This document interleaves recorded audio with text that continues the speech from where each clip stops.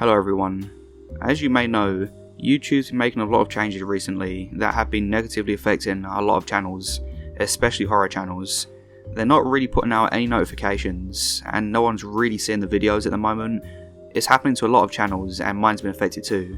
So please would you be able to click the bell icon to be notified of my new videos.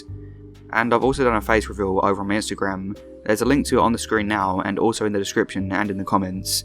So follow me on there, as I'm going to be posting a lot more. Anyway, I hope you'll enjoy this video, and I hope you have a great day. This happened about 8 years ago. My family, mum, dad, and 2 younger brothers, lives in a very large suburban neighbourhood in North Carolina, with many other families.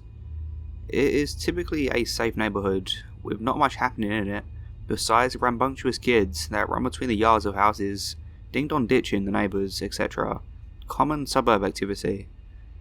Me, being in 6th grade at the time, was a part of this group of kids, and my brothers, as well as our friends who lived in the neighbourhood, would usually run into the woods to play tag or head into a large field that was in the middle of the neighbourhood.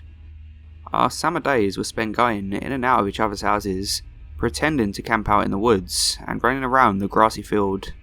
However, I guess the neighbourhood wasn't as safe as it appeared to be. One of our neighbours sent an email to other families in our development saying that a compact, dark blue car was going in circles around the neighbourhood, at times stopping completely or moving slowly down the street, staring at houses. All the families in the neighbourhood are very close, and we all know each other well. Nobody knew whose car it was. The email continued saying that an older woman with blonde hair was driving the car. We were just told to be on the lookout and let anybody know if we saw any suspicious behaviour. This email led to all the parents giving kids stranger danger talk.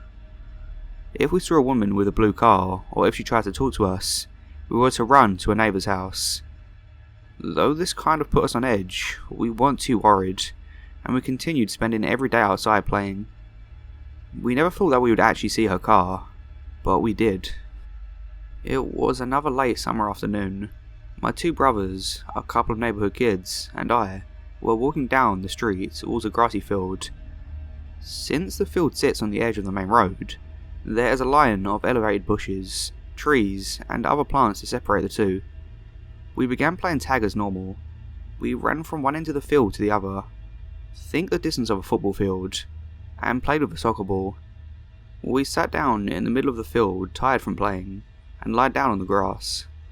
From where we were sitting, we could see the entrance to the neighbourhood as it sat at one end of the field. On the opposite end of the field was another entrance, meaning a car could come in or out at both ends. Almost immediately following us sitting down, the dark blue car speeds in the neighbourhood. Us being so young, we began panicking quickly, probably just at the sheer thought of potentially being kidnapped. The car began slowly moving towards where we were sitting, and me being the oldest, I told everyone to run into the bushes and trees at the edge of the field to hide. We kind of just forgot about running to a neighbour's house. I remember this moment being so intense, the 6 of us just sprinting towards the bushes as the car got closer to us. We all literally jumped into the brush and immediately lied down on the ground to conceal ourselves. We were dead silent. In retrospect though, this wouldn't help us. She already knew we were there. We were all panting heavily. We could see the car from where we were sitting, and the woman had just stopped in front of the field. She rolled down her window and was looking almost directly at us, to where we had ran. She began driving again, heading towards the exit of our neighbourhood. We all relaxed, knowing she was leaving, but we were wrong. She left the neighbourhood, only to re-enter from the opposite side. She was circling the field, leaving us trapped in the middle. She went around the field maybe 10 times, just kept doing circles, staring towards us with her window rolled down. We had no idea what she was doing or planned to do. We were all terrified. We were actually trapped in the field, and none of us had cell phones at the time. Not sure how long we were there for, just waiting for her to leave. My youngest brother began crying. At one point, she called out to us from her window, asking why we were hiding. One of the creepiest things I've ever heard. It sent actual shivers up my spine. We knew we had to deviate the plan to get out, or she would just continue circling us. There was about 15 seconds in between her exiting and re-entering the neighbourhood, and we knew that this was the time we had to run out of there. As soon as she exited, we sprinted from the bushes and took off towards my house, which was a few houses down the field. It hurt so much running that fast, panting and being terrified of what could happen to us. The six of us threw ourselves up my front steps and whipped open the front door just as the woman was re-entering the neighbourhood. I slammed the door shut and locked it. I'm not too sure if she saw us entering the house or if she still thought we was in the bushes. I can't remember if we told our parents or not. We ended up forgetting about the woman in the dark blue car, and I still have no idea what she was doing circling us or what she was planning to do. Nothing has really happened in the neighbourhood since.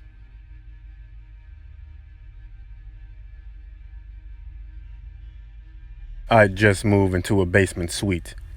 Every time I went out, I would lock the deadbolt, but not the door handle.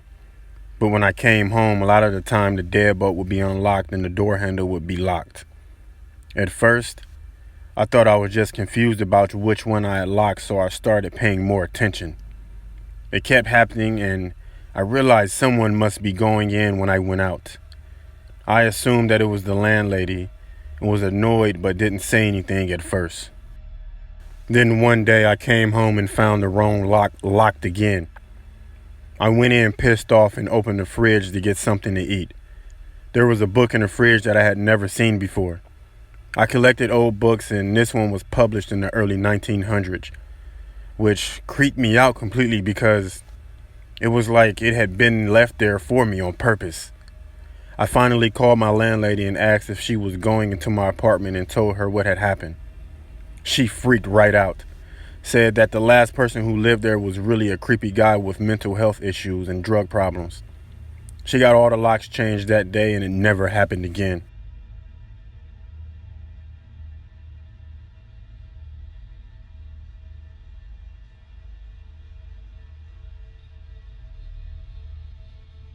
When I was about 14, my parents left me alone overnight for the first time. I grew up in a small farming community, so my parents really had nothing to worry about. They left and I decided to take an awesome bubble bath and paint my nails like all girls do. While I was in the bath, I heard our back door open. I thought I was hearing things, and besides, I had locked all the doors per my mom's orders. But then I heard the kitchen floor squeaky spot. I didn't know what to do, so I just went under the bubbles and I left my head out. I saw two shoes through the crack between the door and the floor. I could hear a person breathing. They stood there for about 30 seconds and then walked away. I heard the door slam, but I didn't move. I just stayed there until the water was freezing and I cried. Then I got out, called my grandma and checked the doors. The back door was unlocked and the lock hadn't been messed with or broken. Later that week, we learned that a man was breaking into farmhouses.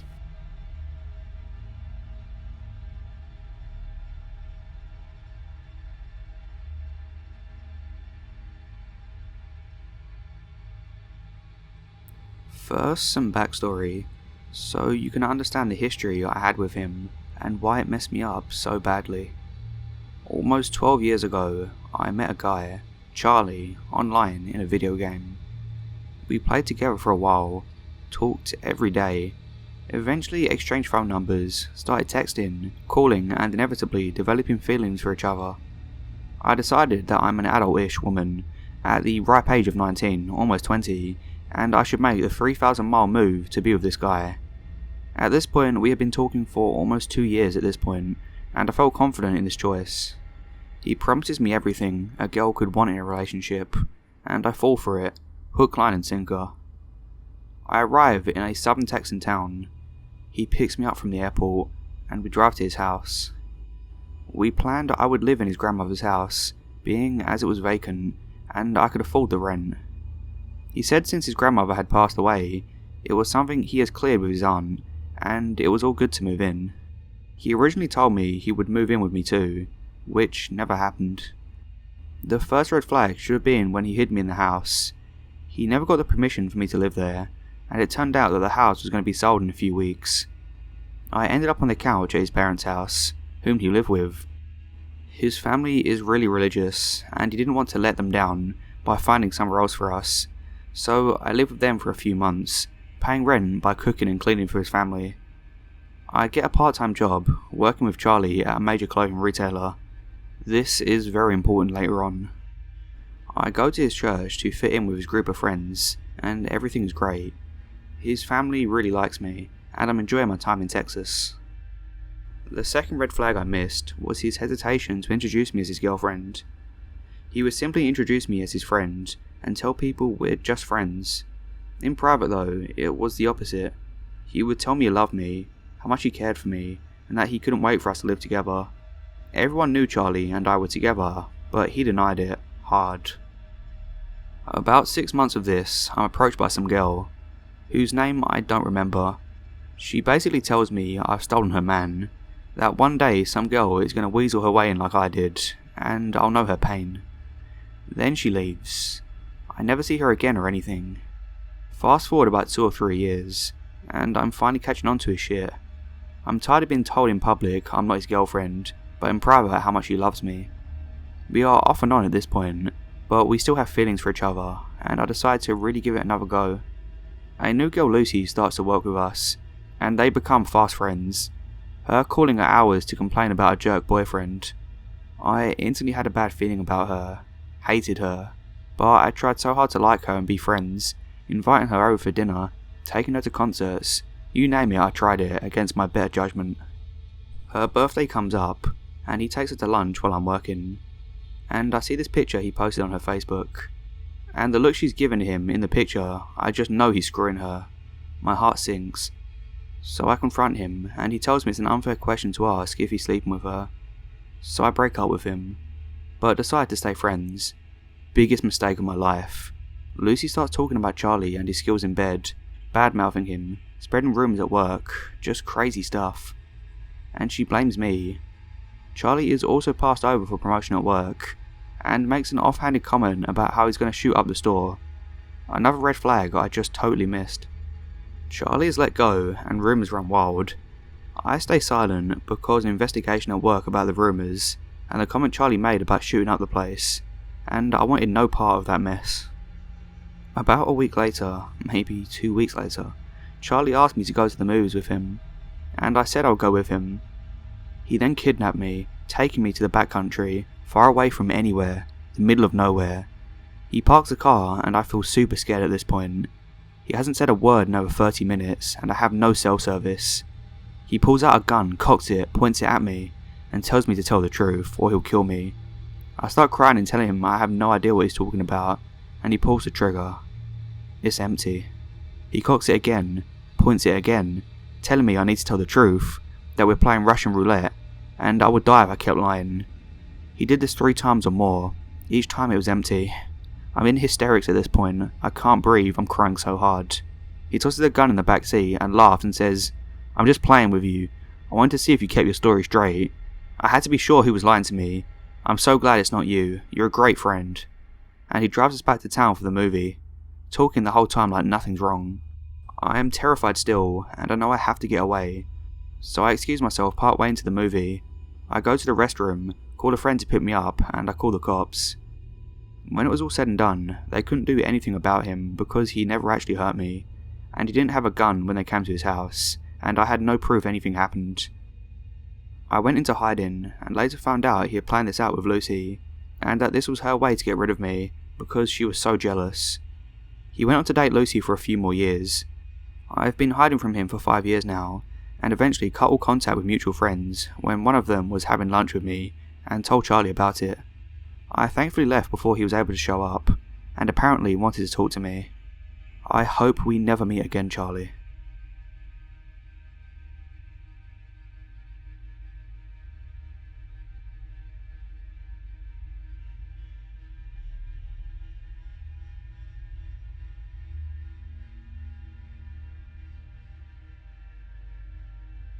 When I was younger, my dad was out of town and my mom let me have a few friends over. We lived right by a pretty busy highway, so over the years we had quite a few people knock on our door. While my mom was home with us, a man knocked saying he wanted to borrow the phone. My mother told him he could sit on the porch and use her cell phone. The man kept asking to come inside and asked if my dad was home. He eventually started trying to force his way inside. My mom slammed and locked the door and called 911 and put my friends and I into the closet. It took the police department 20 minutes to reach us. By that time, my mom had called our neighbor and he came over with his shotgun and made the guy lay on the ground until the police arrived. End of story 3.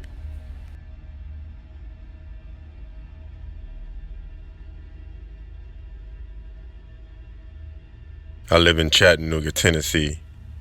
Every year we have a music festival called Riverbend on the Tennessee River. The end of the festival is celebrated with one of the best fireworks shows in the world. It is held to get into or close to the festival on the last day. It's like everyone in the southeast United States wants to come see the fireworks. My best friend Tara and I wanted to go find a good vantage point that would overlook the river and watch the fireworks. We drove up a ridge near the river and pulled off into a gravel parking lot, where we found several other people there in the same idea as us. Some trees were in the way, and we noticed a trail that went down the ridge. We walked about 40 yards down the trail and came to a clearing where we could see the river perfectly. We were talking and waiting on the fireworks to start when we started hearing some rustling sounds from down the trail.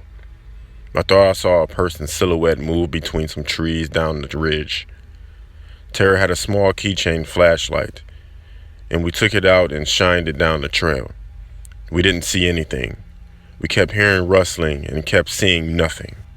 We finally started thinking it was a really noisy squirrel.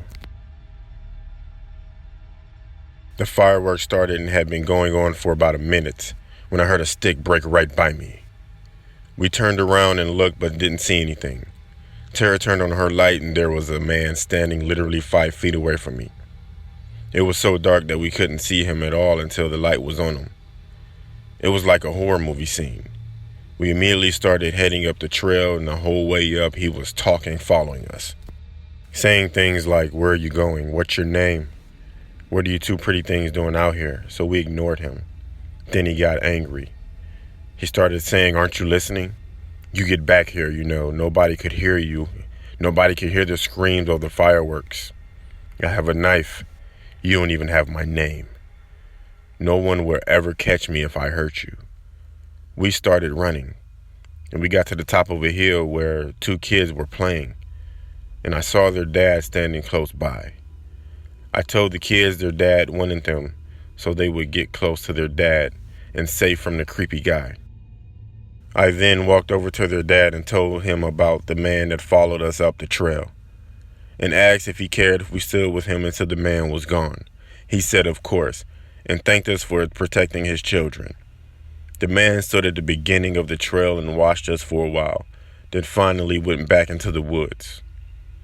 He had been watching us in the woods for at least 20 minutes before he approached us. He waited until the noise of the fireworks began before coming out.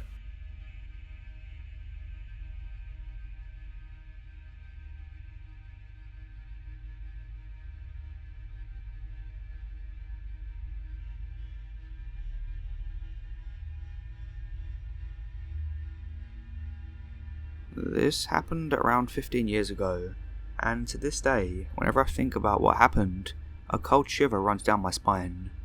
Myself, my cousins and my brother are so damn lucky. My parents own a timeshare in Laguna Beach, and it's a good 5 to 6 hour drive from where I and my family lives outside Las Vegas. My cousin and her boyfriend at the time were visiting from Philly, and they, along with my aunt and grandma, were accompanying my family, mum, dad and brother, to California.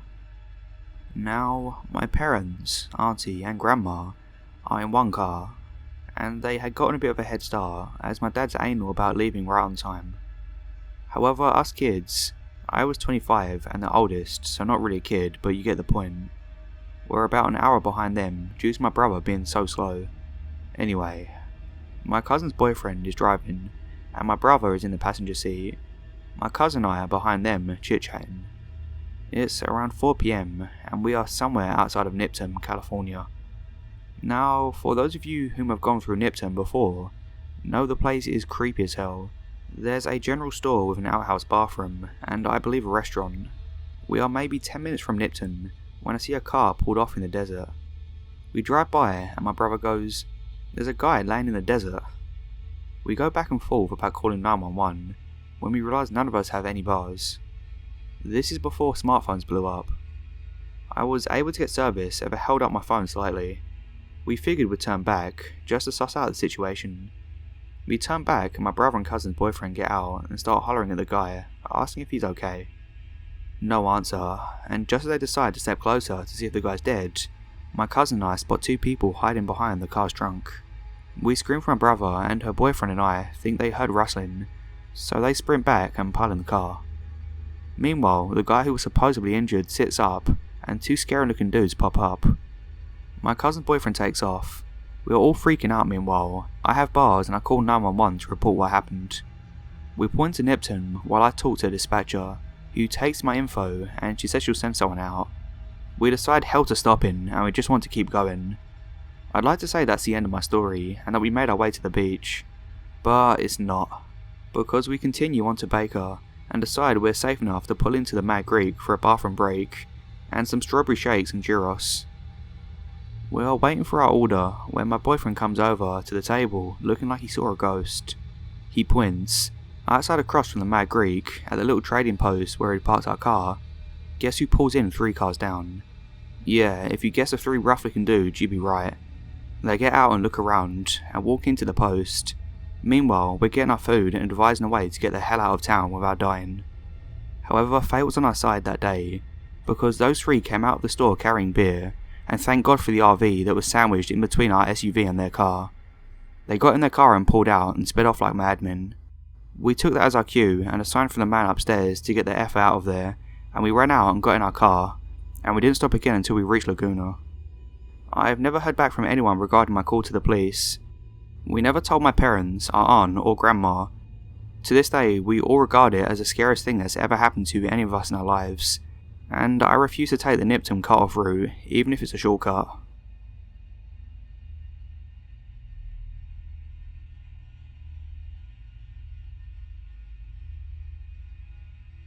I was in college, a female and taking a course in outdoor survival. The course ended with a 3-day, 3-night wilderness solo. We were allowed to take a backpack, empty canteen, sleeping bag, knife, 6 matches, rope, a sheet of plastic, a change of clothes, extra socks, halazone tablets, small cooking pot and spoon. We were not allowed to bring food or water since part of our training was in identifying edibles and finding a water source. Once I was dropped off, I had to hike in to find a spot to set up camp. First, I had to place a flag on a tree near my drop-off point so that I could be located 3 days later for pickup. I was loving life, just me and nature. I had no fears, even as night began to fall. I enjoyed the sounds of the woods all around me and didn't mind not having a tent. I built a small fire and had a great feeling of peace.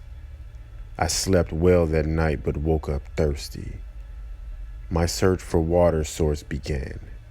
Happily, I found a muddy stream, let the water settle in my pot, and I placed the tablets in the water and boiled it for a good measure. Yuck. What a crappy taste, but at least I was hydrated. All went well and I had a great time, until my last day. It was early afternoon on the last day and time to break camp. I cleaned up my camp area and hiked out to my drop-off spot. As I sat leaning against a tree, I heard the sound of a vehicle off in the distance. I figured that it had to be my pickup. As I waited, a vehicle that I had never seen before pulled up on the dirt path in front of me. I immediately realized that I did not know the man who was driving. He gave me an odd look. My gut told me that he was bad news. He asked me what I was doing there and if I was alone. I said that my friends were behind me breaking camp. He gave me a knowing look, got back inside his vehicle and rode off. I was terrified. I knew that I had to hide, and fast. I ran into the woods and I hid as I ran. I heard the car come back. I stayed as quiet as I could and remained hidden. I heard him get out of the car. I could hear him calling to me and walking through the brush looking for me. I was so afraid. Eventually he gave up and I heard the car door slam, the engine start, and the car pull away. Going back to my drop-off point was not an option, so I began hiking through the woods, hoping I would find base camp. After walking for what felt like hours, I saw a forest ranger. I told him who I was and what had happened to me. He told me that I had done the right thing since a young woman had been raped the night before, and the police and Forest Service have been searching the area.